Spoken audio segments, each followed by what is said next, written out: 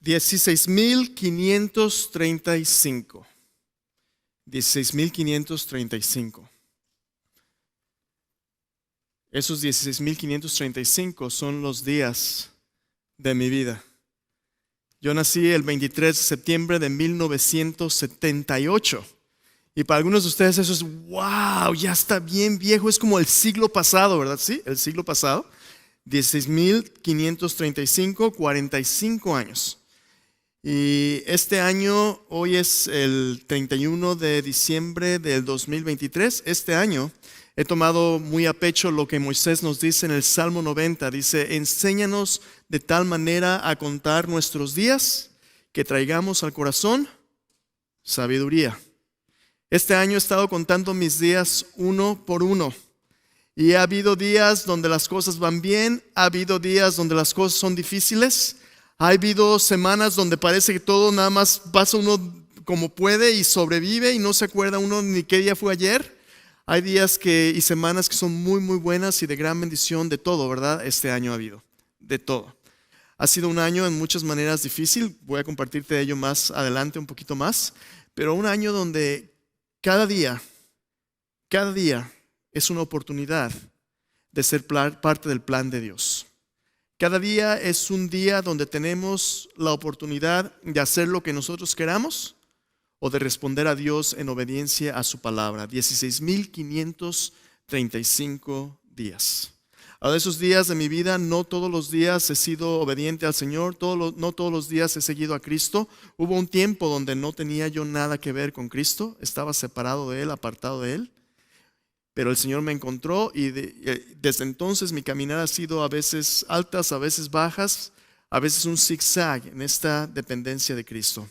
Este año, conforme leíamos el plan de lectura bíblica, un pasaje que seguía en mi memoria recordándome de lo que se trata este viaje, es el pasaje en Génesis 47, versículo 8 al 9. Génesis 47, 8 al 9, se lo voy a mencionar nada más rápidamente antes de compartirle de qué vamos a hablar hoy. Génesis 47, 8 al 9 como perspectiva. Este pasaje es el pasaje donde Jacob entra en Egipto, José es ahora el gobernador de Egipto y Jacob entra y José lo presenta delante del rey, delante de Faraón. Y Faraón le pregunta a Jacob, dijo Faraón a Jacob, ¿cuántos son los días de los años de tu vida? ¿Cuántos son los días de los años de tu vida? Déjame preguntarte. Si yo te preguntara ahorita, ¿cuántos son los días de los años de tu vida? ¿Qué me dirías? ¿Sabes cuántos? A veces, cuando con trabajo sabemos qué día es hoy, ¿verdad? Hoy es domingo. A veces con trabajo sabemos qué horas son. Deja de ayer, deja de mañana. Pero la realidad es esta. Nuestros días tienen un número. ¿Qué vamos a hacer con ellos? Aquí es la pregunta que Dios quiere que reflexionemos. ¿Cuáles son los días de los años de tu vida? Jacob respondió a Faraón, los días de los años de mi peregrinación son 130 años. Escucha lo que dice, 130 años. Pocos y malos han sido los días de los años de mi vida y no han llegado a los días de los años de la vida de mis padres en los días de su peregrinación. Jacob le dice a Faraón, yo soy un peregrino. Yo voy pasando por esta tierra y aunque mis años son 130, los días de mi vida han sido pocos y malos. ¿Qué te parecería si ese fuera tu epitafio al final de tus días? Ahí en tu tumba dijera, Miguel López, 1978 a cuando Dios diga, pocos y malos fueron sus días. Oh, qué triste, ¿verdad? A veces llegamos al fin del año y decimos, logré mis objetivos, logré mis propósitos. Los gimnasios están llenos en enero y febrero, ¿verdad? Para marzo, abril ya los gimnasios han bajado y al final del año lo que uno quiere es no comer más pie, no comer más pozole, no más tamales. Ya es muy tarde para los logros y los propósitos de fin de año. Y cada año pareciera que ese es un ciclo que se repite vez tras vez. ¿Habrá algo mejor que propósitos de año nuevo? ¿Habrá algo mejor que los deseos navideños? Déjame preguntarte, ¿recibiste todo lo que tú querías de Navidad? Antes la anticipación, especialmente cuando uno es niño, ¿verdad? Y después, ¿con qué acabas? Tiradero por todos lados y otro closet repleto de mugres que no sabes si vas a usar. Especialmente aquí en los Estados Unidos, ¿no? Queremos tantas cosas y tenemos a veces tantas cosas que a veces nuestras cosas consumen todo el espacio que tenemos en la casa y en el garage tenemos un montón de cosas. Pero no te preocupes, porque si se te acaba el espacio en tu casa, no te preocupes, puedes rentarte un storage. Sí, puedes rentar para que metas más tilichas, ¿verdad? Más mugreros. Los puedes llenar y hasta tienen aire acondicionado para que tus cosas estén cómodas. ¿En serio? Hemos llegado a tal punto de ser tan materialistas que nuestras propias cosas nos controlan y ahora demandan dinero para mantenerlas cómodamente. El día de hoy quiero compartirte acerca de la plenitud, de la suficiencia de Dios. Quiero compartirte acerca de un estilo de vida que es mucho mejor que lo que este mundo puede ofrecerte. Quiero invitarte el día de hoy a acercarte a un Dios que es capaz de darte mucho más allá de lo que este mundo te ofrece. Es capaz de satisfacer los deseos más íntimos y profundos de tu corazón. Este Dios, el Dios de la Biblia, es un Dios que te ha estado buscando. Este Dios, el Dios de la Biblia, es un Dios que tiene algo mucho mejor para ti y para mí que lo que nos podemos imaginar. Y es un Dios que a lo mejor tú ya has oído de Él, a lo mejor tú ya conoces personalmente, pero que algunas veces los obstáculos del camino no te permiten disfrutar la plenitud de una vida satisfecha en Él. Vamos a reflexionar en un pasaje muy común, un pasaje que a lo mejor ya has oído, un pasaje que muchas veces se cita en los funerales cuando ya toda la vida ha acabado y se cita como una esperanza de la vida venidera. Ciertamente este salmo nos habla de una esperanza futura, pero también nos habla de la satisfacción de una vida que anticipa esa plenitud aún ahora. Dios quiere darnos la abundancia de su suficiencia aún hoy. El pasaje que vamos a ver es el Salmo 23. ¿Tienes tu Biblia? Te invito a abrirlo. Salmo 23. Vamos a estar reflexionando en el Salmo 23 en la suficiencia de Dios, en la plenitud de la suficiencia de Dios. Si hace unas cuantas semanas tuviste oportunidad, este libro lo tuvimos gratis aquí afuera. ¿Cuántos recibieron uno de ellos? Nada me faltará. Nada más unos cuantos, hermanos. Tuvimos como unos 100, ¿verdad? Espero, si no tuviste uno, todavía tengo unos cuantos, puedes hablar conmigo. Este libro de Dallas Willard dice, nada me faltará. Vive en la plenitud del Salmo 23. Este libro es un poquito de ayuda y reflexión de lo que vamos a estar hablando, pero vamos a hacer un pequeño experimento. A veces, hermanos, en la iglesia, nos convertimos en personas, yo pensé que era mío, dije, no, lo apagué, okay, no se preocupe. A veces nos convertimos en personas donde hablamos muy bonito de las cosas de Dios, hablamos, ay, sentí muy bonito, incluso como pastores es fácil a veces decir mensajes, pero a veces es difícil conocernos de una manera personal y de una manera íntima, hacer una verdadera amistad como creyentes en Cristo. Les quiero hacer un experimento. Salmo 23 es un mapa y una invitación a una relación auténtica con Dios. Un Dios que quiere ser nuestro pastor. Pero interesantemente, este también es el caminar que todos nosotros, incluyéndome a mí como pastor, tenemos que caminar. A veces hacemos de los pastores, hacemos de los líderes en iglesias como si fueran celebridades cristianas.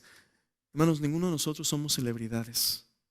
Todos nosotros somos discípulos de Cristo. Todos nosotros somos personas que debemos seguir al pastor. Hay un pastor y ese pastor es Cristo Jesús. Todos nosotros estamos bajo ese pastor. Sí servimos como pastores debajo de ese pastor, pero somos ovejas. Y todos nosotros necesitamos del pastor y nos necesitamos unos a otros. Este es un tiempo, hermanos, donde Dios, especialmente en nuestro servicio en español, quiere que crezcamos en nuestro llamado a acercarnos a Él, a una relación con Él más profunda y unos con otros. Entre hoy y finales de enero tenemos que dar una respuesta a esas iglesias que nos han invitado a hacer ministerio, que nos han dicho, no podemos continuar la obra, aquí están nuestras instalaciones. Si vamos a ser personas que respondamos al llamado de Dios, de ser un instrumento en las manos de Dios, un catalizador en un movimiento de iglesias que obedezcan la gran comisión, que multipliquen, multiplicadores de discípulos, tenemos que empezar con cada uno de nosotros, con nuestro caminar, con nuestra historia. La Biblia es la historia de Dios donde su historia y nuestra historia se intersectan. Nuestra historia y la historia de Dios tienen que encontrarse para que podamos vivir lo que Él nos ha prometido. Déjame decirte una cosa más. Hoy es el final del año. Esta historia, la historia de Dios, ya la tenemos escrita. Dios nos la ha dado en la Biblia, su palabra. La Biblia es la palabra de Dios. Este libro es tu mapa. Este libro es tu alimento. Este libro es lo que te apunta a la persona de Cristo Jesús. La palabra escrita revela la persona y la palabra de Dios viva, Cristo Jesús. Pero la mayoría de nosotros en iglesias, la mayoría de los que decimos seguir a Cristo, no hemos leído nuestra Biblia siquiera una sola vez de tapa a tapa. Conocemos versículos aquí y allá, pero no conocemos lo que Dios nos ha concedido, todo el consejo de Dios. A lo mejor este año es un año donde Dios quiere darte a manos llenas para que tú conozcas lo que Él te ha concedido en su palabra. Este es un año donde puedes comenzar leyendo su Biblia. El nuevo plan de lectura bíblica que tenemos dice, plan de lectura, el diario permanecer más. Hemos estado hablando acerca de cómo Dios quiere que estemos listos para más. Bueno, ¿qué es ese más? En Juan 15, cuando hablamos de listos para más, dijimos que más es una vida fructífera. Más del fruto que Dios quiere producir en nuestras vidas a través de la vida de Cristo. Este fruto es un fruto que resulta naturalmente de tu relación con Dios, pero no vas a dar fruto a menos que te alimentes bien. La Biblia es tu alimento. Pedro nos dice, como niños recién nacidos, desead la leche espiritual no adulterada para que por ella crezcáis para salvación. Esta leche espiritual es la palabra de Dios. No solo de pan vive el hombre, dice Jesús, sino de toda palabra que sale de la boca de Dios.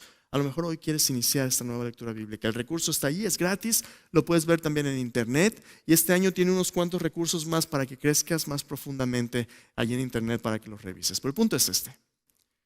Hoy Dios tiene una invitación a una vida satisfecha con su suficiencia. ¿Te gustaría saber de qué se trata eso? Acompáñame al Salmo 23. Salmo 23. Vamos a leerlo juntos, Salmo 23, para hablar acerca de esta satisfacción. Y vamos a hacerlo hoy congregacionalmente. Para terminar el año bien, te voy a invitar a ponerte de pie. Estoy leyendo el Salmo 23 de la versión Reina Valera 60. Si tienes tu Biblia Reina Valera 60, te invito a leer conmigo en voz alta. Vamos a leerlo juntos, como la voz del cuerpo de Cristo, escuchando y respondiendo a la palabra de Dios. Salmo 23, a la cuenta de 3, lo leemos juntos. Salmo 23, 1, 2, 3, dice así: Jehová es mi pastor, nada me faltará. En lugares de delicados pastos me hará descansar. Junto a aguas de reposo me pastoreará. Confortará mi alma. Me guiará por sendas de justicia por amor de su nombre. Aunque ande en valle de sombra de muerte, no temeré mal alguno, porque tú estarás conmigo. Tu vara y tu cayado me infundirán aliento. Aderezas mesa delante de mí en presencia de mis angustiadores. Unges mi cabeza con aceite, mi copa está rebosando. Ciertamente el bien y la misericordia me seguirán todos los días de mi vida, y en la casa de Jehová moraré por largos días. Muchas gracias. Que Dios bendiga su palabra. Salmo 23 es un salmo que has oído ya muchas veces, pero este salmo es el llamado del pastor, el buen pastor. Y es un llamado que todos nosotros hemos de responder. Entonces el experimento de ellos es este. Vamos a escuchar el llamado del pastor, nuestro Dios, invitándonos a disfrutar de esta vida de toda suficiencia de lo que Él provee. Pero al mismo tiempo, yo te voy a compartir un poquito de mi testimonio, el llamado como tu pastor. Dios a cada uno de nosotros nos ha llamado a recibir lo que Dios ha prometido y ninguno de nosotros estamos exentos. El primer llamado del que voy a compartirte hoy aquí en el Salmo 23, versículo 1 al 3, es el llamado a la salvación. Es un llamado a la conversión. Mira, lee conmigo de nuevo. Versículo 1 dice: Jehová es mi pastor, nada me faltará. En lugares de delicados pastos me hará descansar. Junto a aguas de reposo me pastoreará. Confortará mi alma, me guiará por sendas de justicia, por amor de su nombre. ¿En qué consiste esta vida de suficiencia? Su invitación es una invitación a llevarnos a donde no podemos ir solos. ¿A dónde nos llama el pastor? El llamado del pastor es una invitación a vivir la vida bajo la suficiencia de Dios y por medio de la restauración de nuestra alma. El primer punto que quiero compartirte hoy es este. Lo primero que Dios quiere hacer cuando Él nos llama es restaurar tu alma. ¿Notaste allí cómo el salmista dice: en lugares dedicados pastos me hará descansar, junto a aguas de reposo me pastoreará, confortará mi alma? ¿En qué consiste este confortar de nuestra alma? Vamos a hablar de ello el día de hoy. Quiero compartir dos cosas. La primera de ellas es esta. El llamado del pastor a la salvación comienza con la conversión de nuestra escasez pecaminosa a la fiel provisión del fiel pastor. Mira lo que dice de nuevo versículo 1. Dice, Jehová es mi pastor, nada me faltará. Déjame preguntarte, ¿has vivido alguna vez en escasez? ¿Donde algo te falte? Aquí en los Estados Unidos, habiendo tanta abundancia, a veces es fácil dar por hecho todas las cosas que tenemos. La electricidad, el agua potable, una casa cómoda, tu carro, dinero para ponerle gasolina, pagar la renta. A veces, porque hay trabajo, porque hay dinero, porque hay recursos, lo da uno por hecho. Yo crecí en México. Crecí en un contexto donde había gran escasez. El salmista, el rey David, creció en un tiempo donde había gran escasez.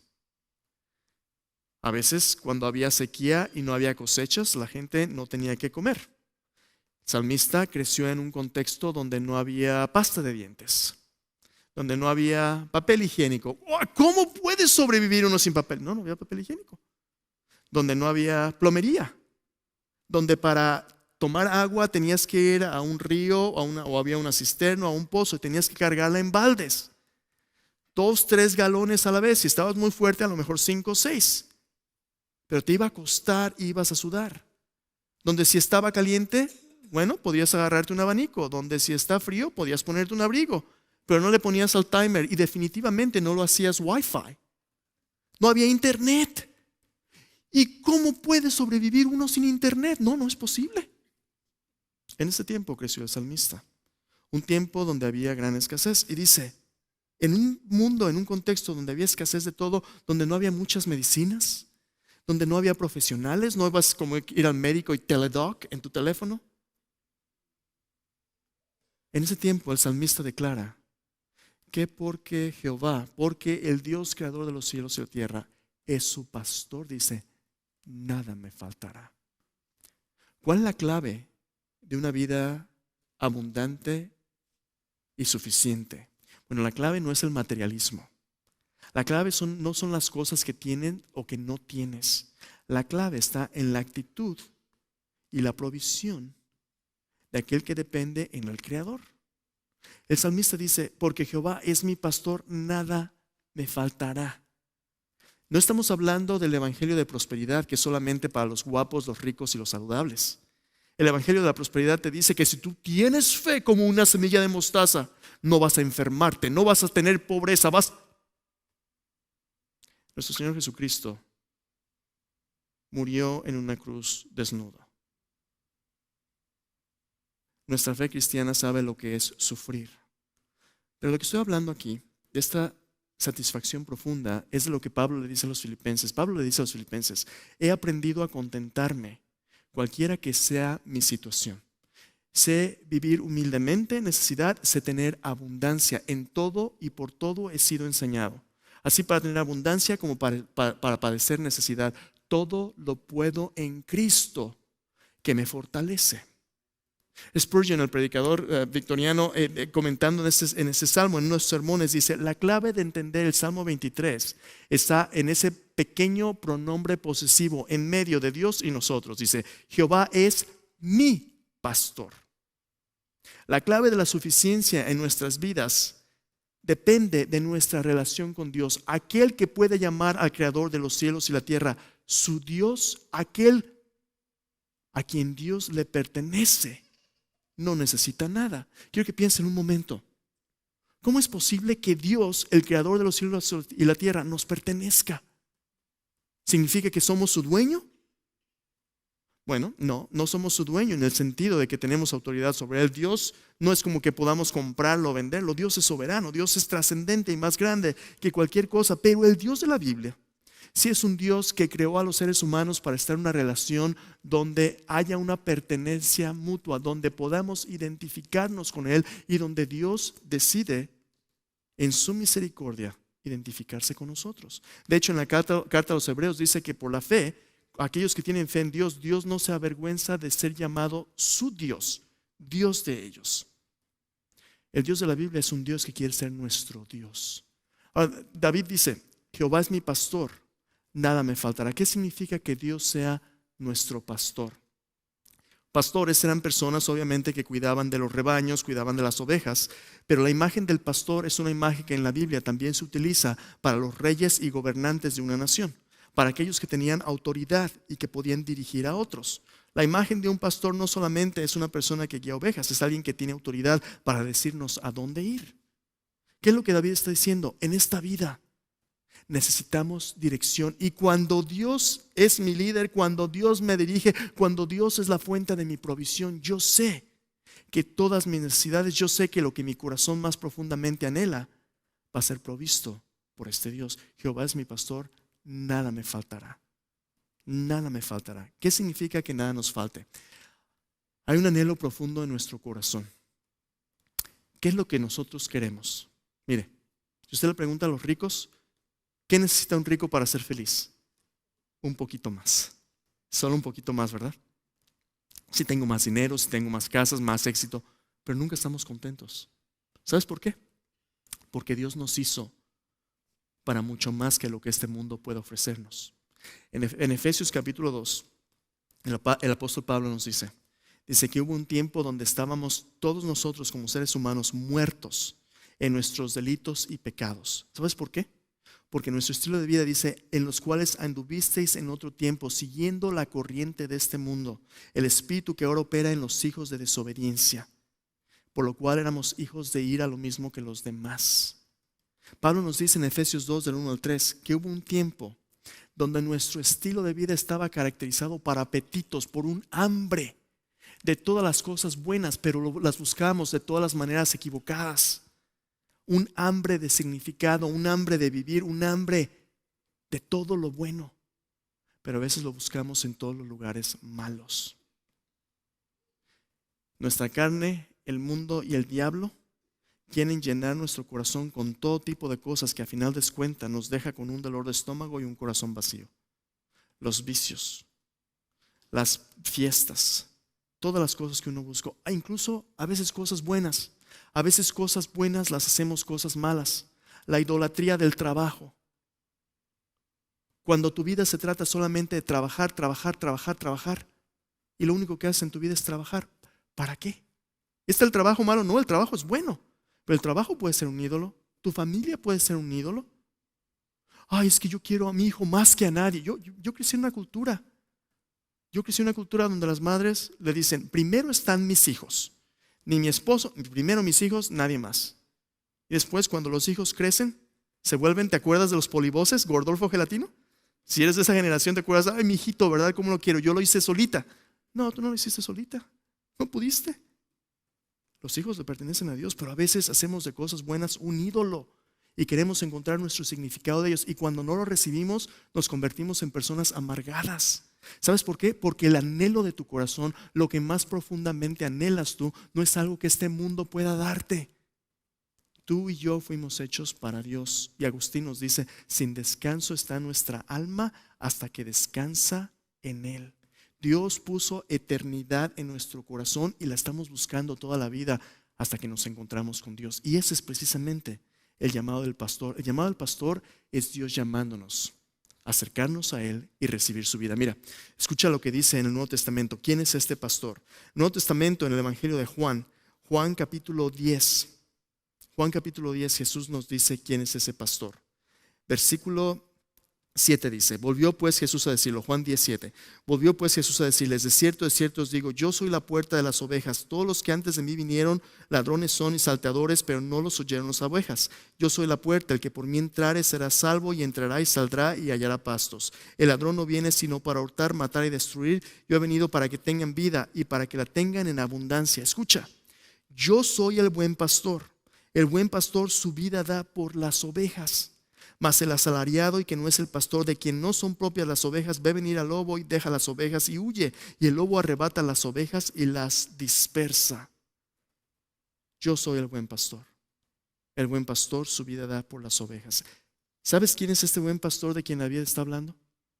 Este buen pastor es Cristo Jesús, el Dios vivo. ¿Y sabes qué es lo que Dios ha hecho? Dios, conociendo nuestra necesidad, aunque le hemos dado la espalda buscando nuestros pecados.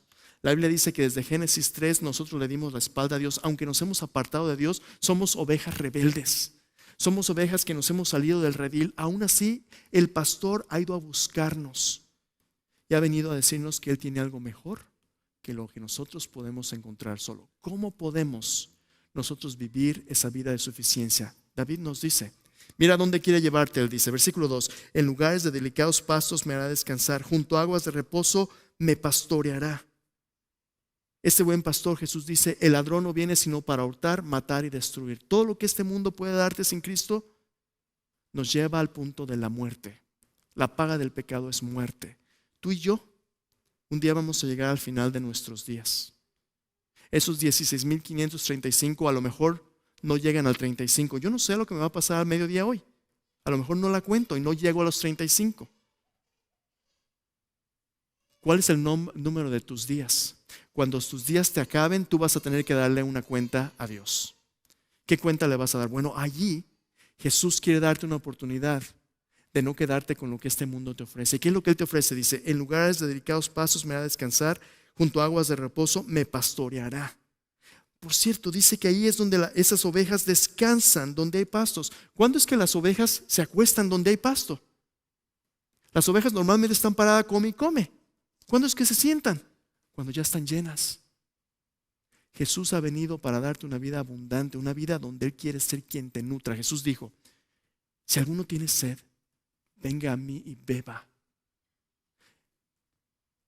Jesús dijo, yo soy el pan de vida. Yo soy el pan de vida. El que en mí cree, nunca tendrá hambre jamás. Él es nuestro pan, Él es nuestra agua. Como ovejas Dios nos hizo para Él. Pero ¿cómo recibirlo? Mira lo que dice versículo 3. Confortará mi alma. Esa frase es increíblemente interesante.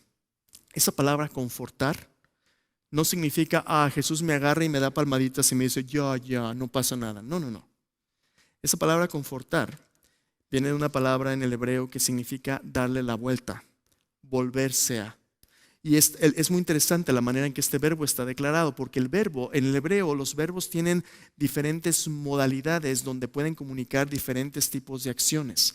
Pero este verbo es un tipo de verbo que comunica que el estado que la persona termina depende de la acción de la persona que ejecuta la acción. En otras palabras, dice, confortará mi alma. Este confortar, este volver nuestra alma, este restaurar nuestra alma es una acción que resulta directamente de la obra de Dios, no de lo que nosotros hacemos solos. ¿De qué está hablando el Salmo? El Salmo está hablando de lo que el Antiguo Testamento y el Nuevo Testamento después declara como conversión.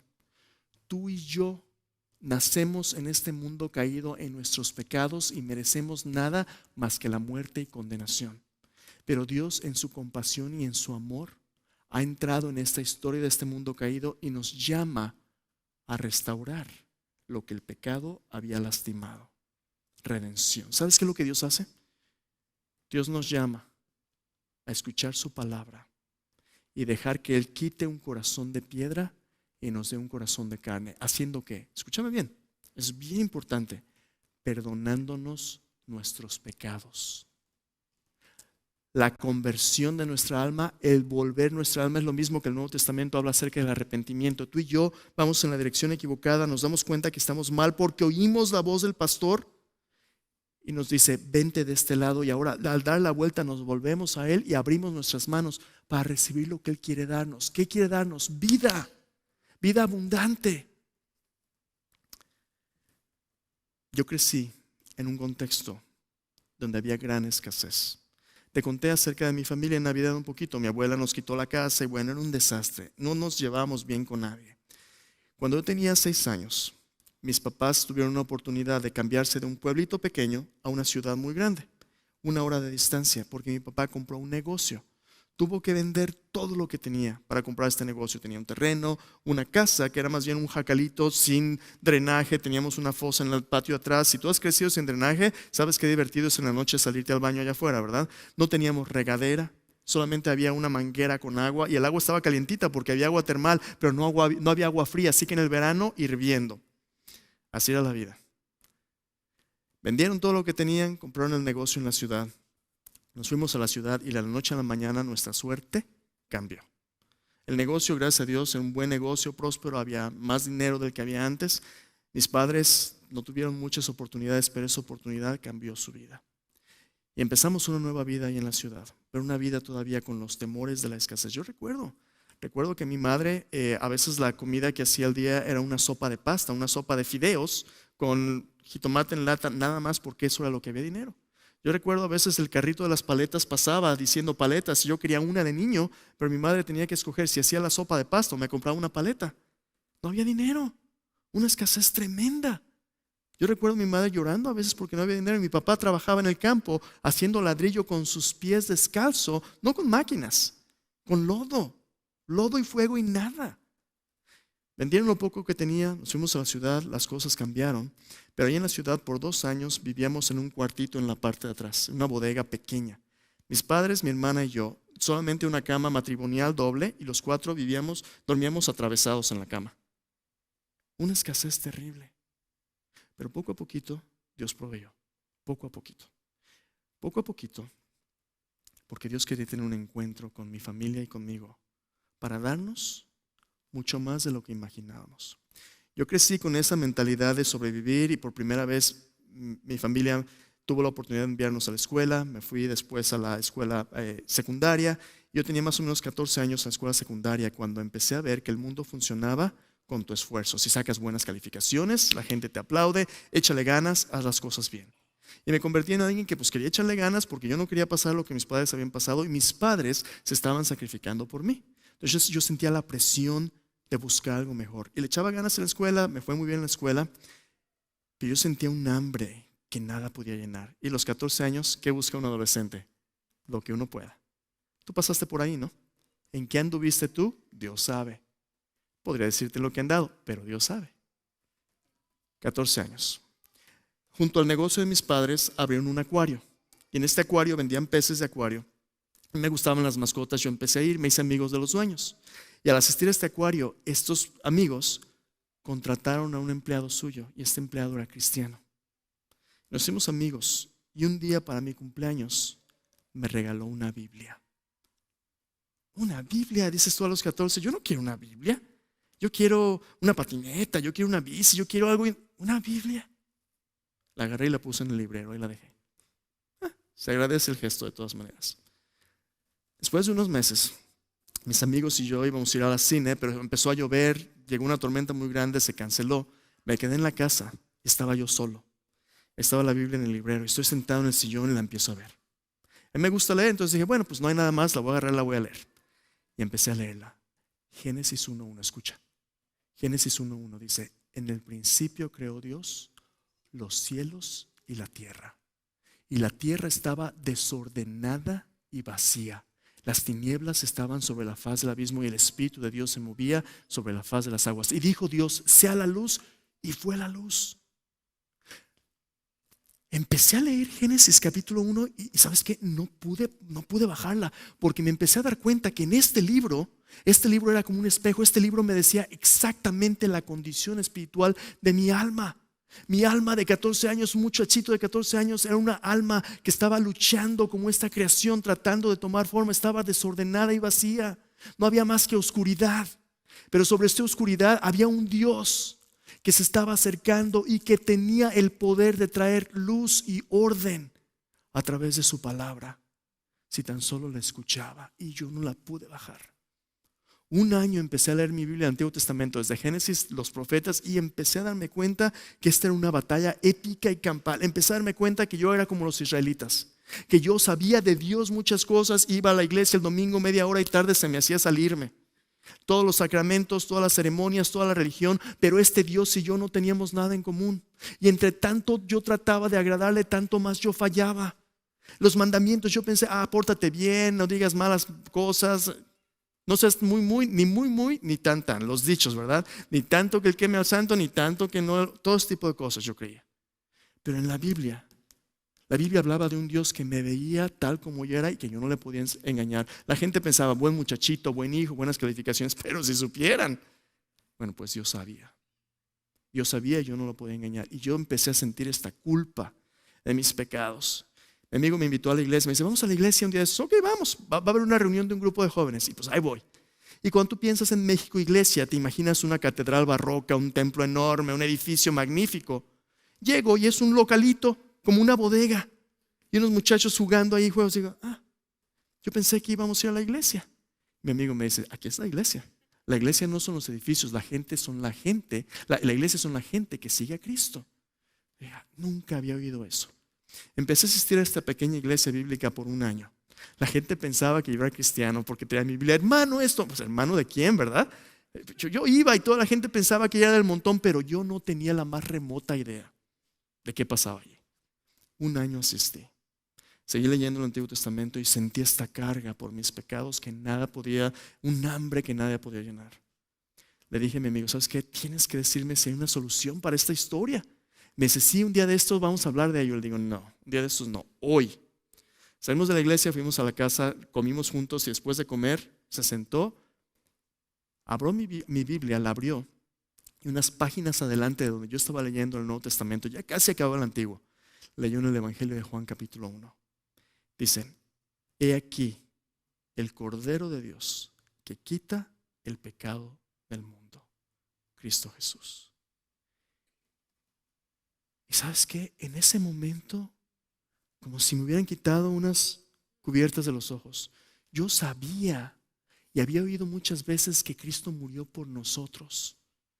Lo que yo no había entendido y no sabía es que Él murió por mí, para pagar por mis pecados. Me leyó Juan 3:16. Dice, porque de tal manera amó Dios al mundo que ha dado, escúchame bien, ha dado a su Hijo único para que todo aquel que en Él cree no se pierda, mas tenga vida eterna. El secreto de la suficiencia del Salmo 23 es darte cuenta que el buen pastor, Cristo Jesús, la paradoja del buen pastor es esta, que el pastor es el Cordero. Jesús es el único pastor que se sacrificó por nosotros para pagar lo que nosotros no podíamos pagar. Jesús dijo, el ladrón no viene sino para hurtar, matar y destruir. Yo he venido para que tengan vida y vida en abundancia. Este Jesús que nos ama tanto, a pesar de su amor, la gente le traicionó, lo clavó en una cruz. En la cruz Jesús murió por nuestros pecados, Él fue sepultado y al tercer día resucitó entre los muertos. ¿Sabes por qué? Porque con su muerte pagó por el pecado, pero con su resurrección nos compró una vida nueva, eterna, indestructible. Y es lo que Jesús nos ofrece para que no nos falte nada. Yo tenía ahí 14 años y ese día yo le dije, Jesús, yo entiendo hoy dos cosas. Primero, que soy un pecador y no puedo salvarme solo. Segundo, que tú eres ese Salvador. Perdóname. Escúchame bien.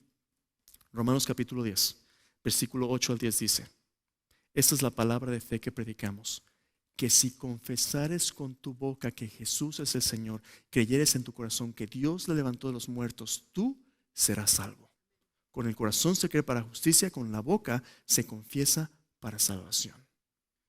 ¿Quieres que no te falte nada? Tu primer paso y el más importante es decirle, Señor, sé tú mi Señor, mi pastor, quien mandes, yo me rindo a ti. Regálame la vida eterna, no me la puedo ganar, pero sí la puedo recibir. Yo hoy abro mi corazón para que tú me des lo que yo no puedo lograr. Tenía 14 años. Yo le dije, Señor, me entrego a ti. Yo no sabía que te vas a ser bautista, te vas a ser protestante, nada de eso. Y nada de eso, por cierto, es importante comparado con la salvación. Lo más importante es que Cristo sea quien Él vino a ser, tu Señor, tu Salvador. Si no estás seguro, a lo mejor para eso te trajo a Él. A lo mejor tú ya has sido un seguidor de Cristo por un tiempo y dices, bueno, y eso yo ya lo sé, ya. Déjame decirte lo siguiente. El Evangelio y la salvación son algo tan importante que tú y yo nunca nos podemos olvidar de ellos. Tan importante que toda nuestra vida depende de ese mensaje de salvación. La salvación no es simplemente algo que sucede y se acabó. Es algo que sucede, algo que continúa y algo que Dios un día va a completar cuando el reino venga. Vivimos en nuestra salvación. La iglesia de Éfeso en el Nuevo Testamento, en Efesios capítulo 2, en Apocalipsis capítulo 2, se le olvidó su primer amor. El primer amor es que tú te acuerdes de lo que Cristo hizo por ti cuando le entregaste tu corazón.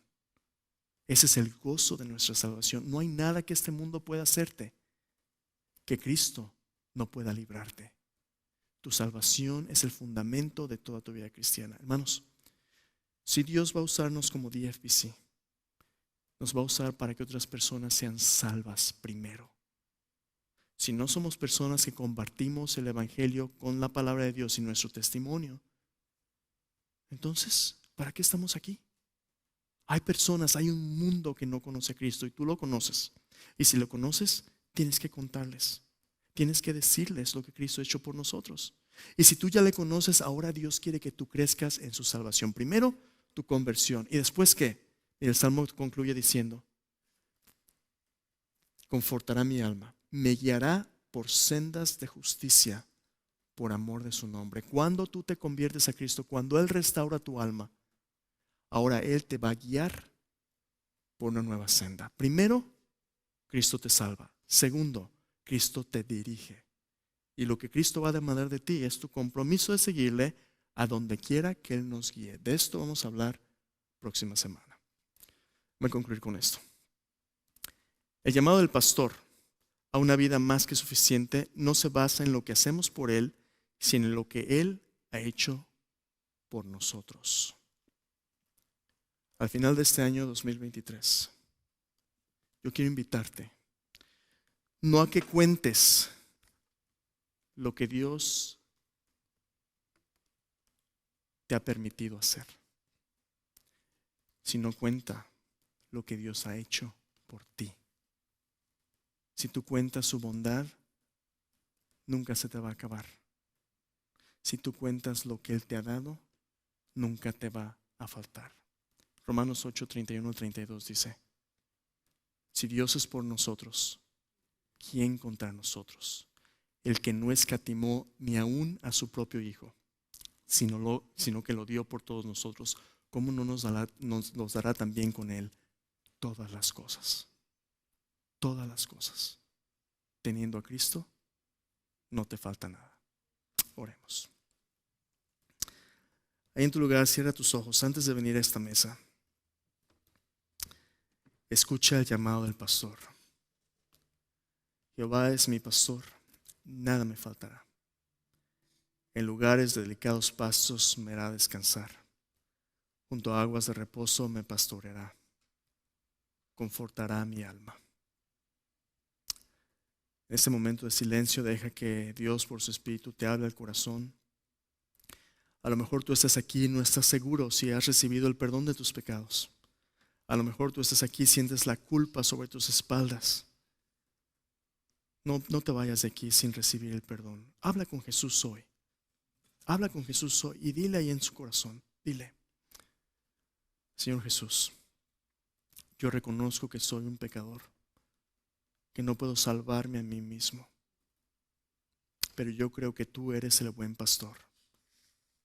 Tú vienes a buscarme y me invitas a recibir la vida abundante que solo tú puedes dar.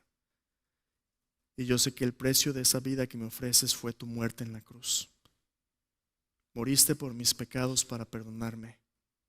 Fuiste sepultado, pero al tercer día resucitaste de los muertos. Jesús, yo creo que tú estás vivo. Perdóname. Sé mi Salvador, sé mi Señor. Yo te entrego mi vida hoy. Perdona mis pecados, Señor. Yo me rindo a ti. Yo quiero seguirte a donde quiera que tú vayas. Perdóname, Señor.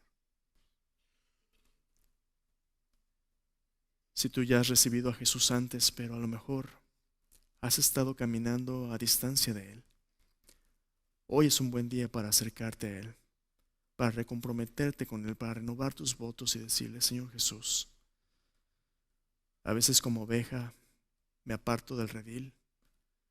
A veces hago lo que yo quiero, Señor, pero me doy cuenta que en mis deseos solo no hay vida, Señor. Sigo hambriento y necesitado porque solamente tú me satisfaces. Perdóname, Señor, hoy vuelvo a ti. A veces no me alimento de tu palabra como debo, a veces no dependo de ti en oración, a veces me canso, Señor, de la gente en la iglesia o de hablarles a otros de ti. Perdóname, Señor. Renueva mi corazón, renueva mi pasión por ti, Señor. Renueva mi primer amor, recuérdame la gracia y el gozo de tu salvación. Señor, hoy abro mis manos y mi corazón para que en este año que termina, Señor, Lo que tú quieras tomar, tú lo tomes y lo apartes de mí. Y lo que quieras darme para tu gloria, que tú lo proveas conforme a tu voluntad. Señor, quiero ser de los que puedan decir: tú eres mi pastor, nada me faltará. Señor, gracias. En el nombre de Jesús.